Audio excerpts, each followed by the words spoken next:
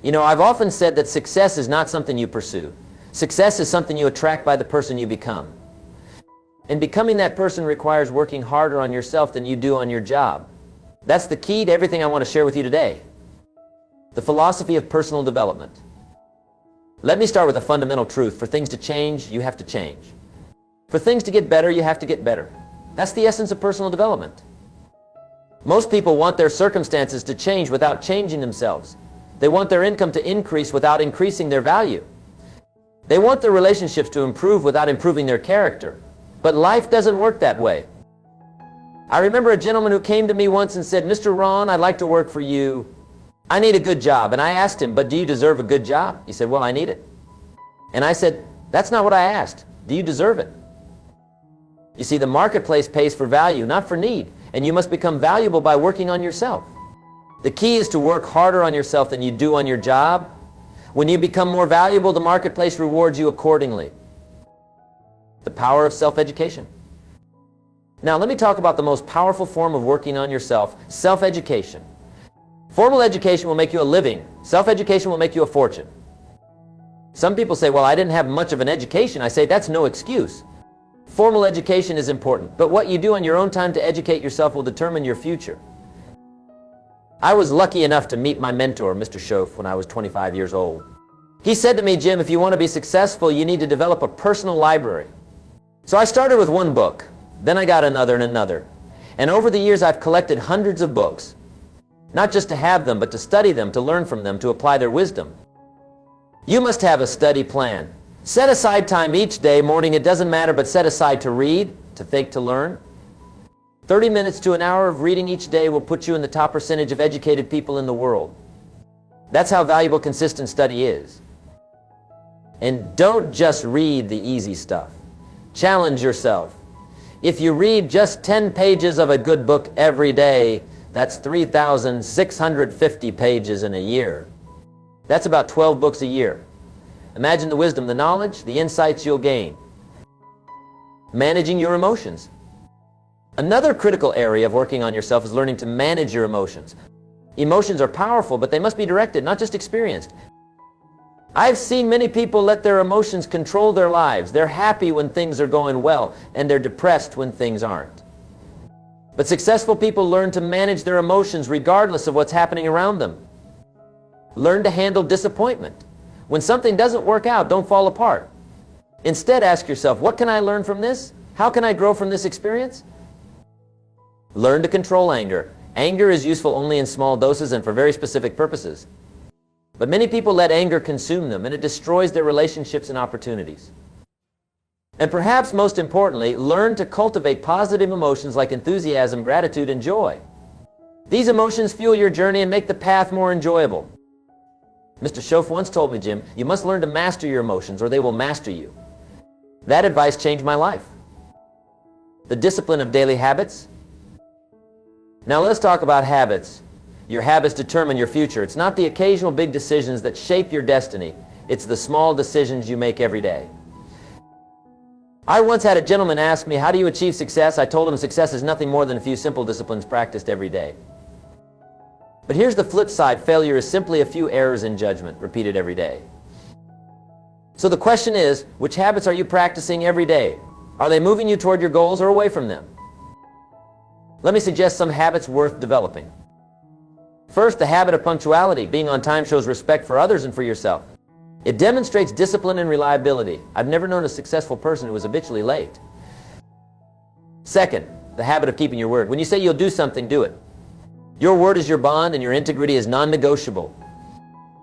Third, the habit of completion. Don't be a person who starts things but never finishes them. See things through to the end, even when it's difficult, even when you don't feel like it. Fourth, the habit of going the extra mile. Do more than what's expected.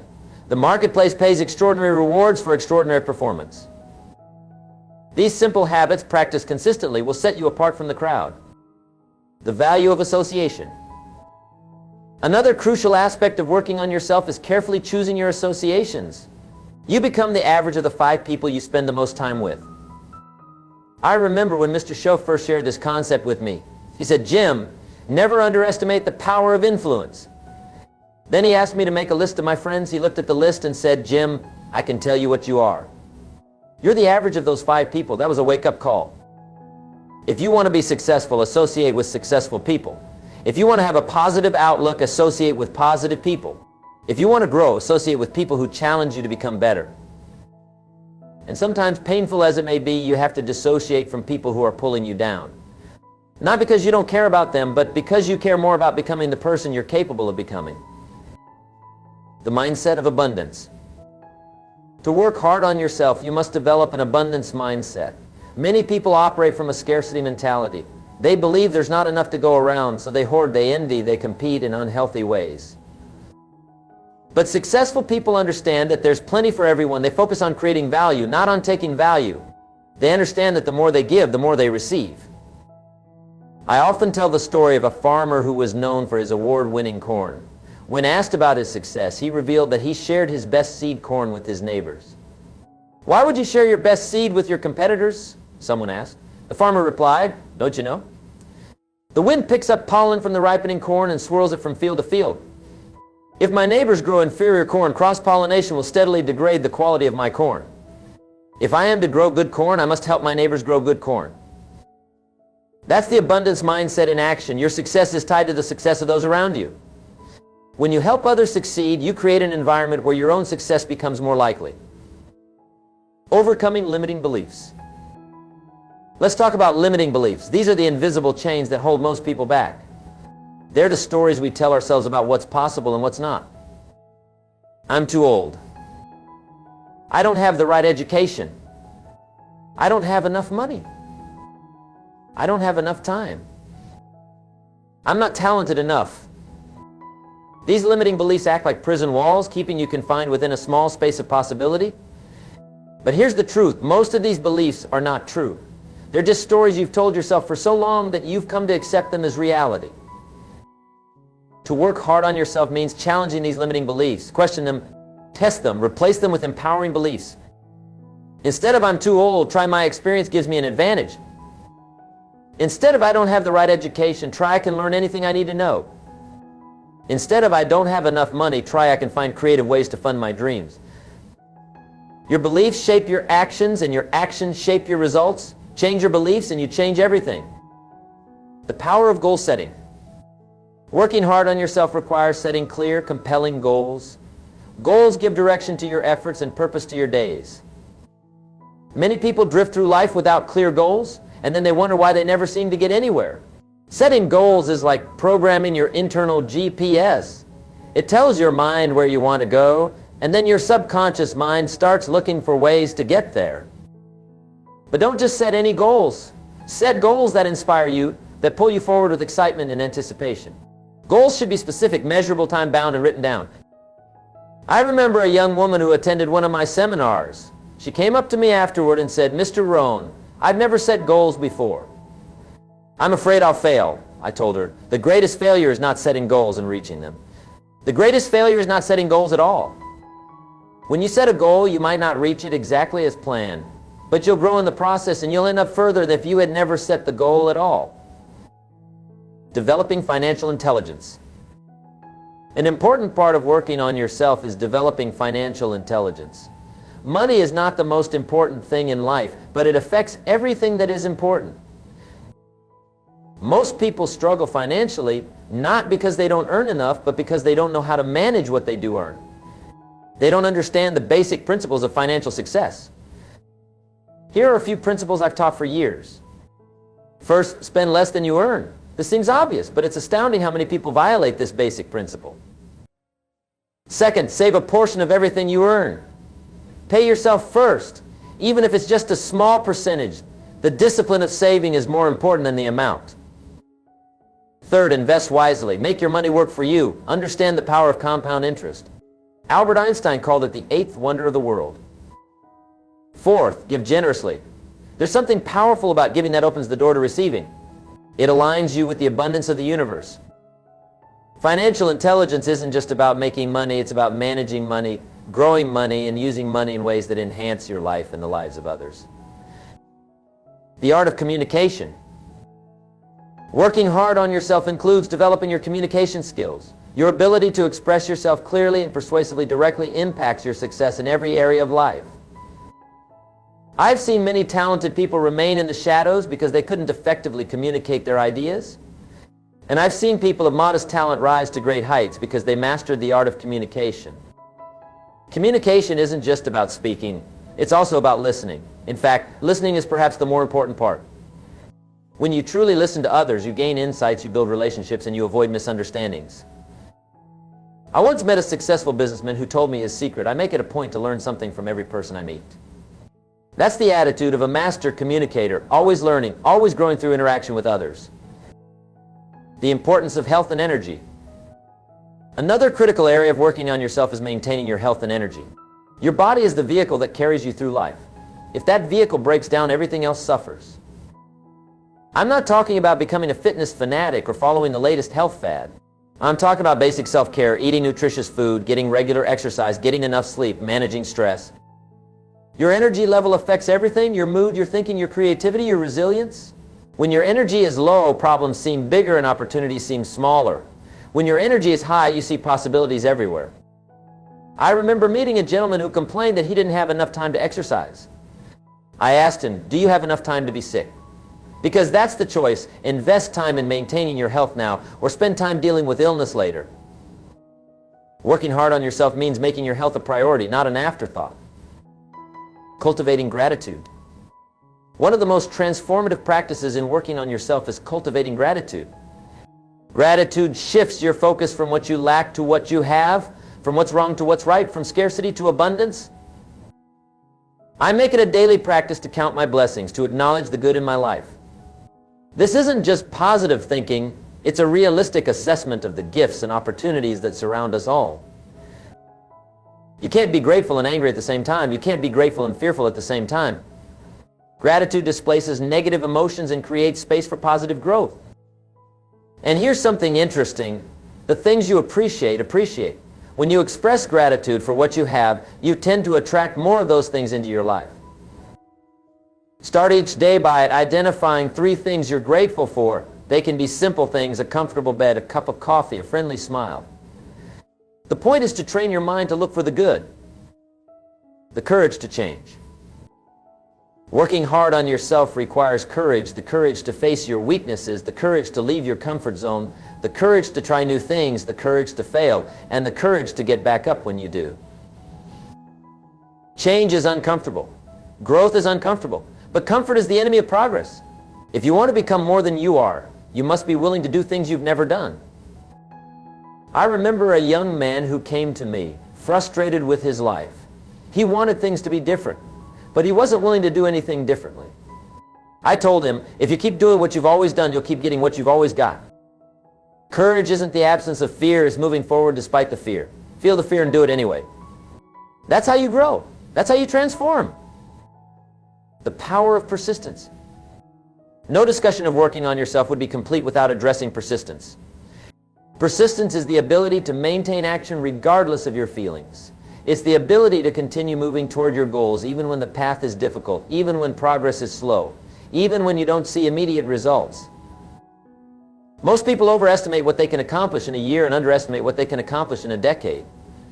Real, lasting change takes time. The seeds you plant today may not sprout tomorrow, but that doesn't mean they're not growing beneath the surface. I often share the story of bamboo. When you plant bamboo, nothing appears to happen for the first 4 years. You water it, you nurture it, but there's no visible growth. Then, in the 5th year, it grows 90 feet in 6 weeks. But the question is, did it grow 90 feet in 6 weeks, or did it grow 90 feet in 5 years? The answer, of course, is 5 years.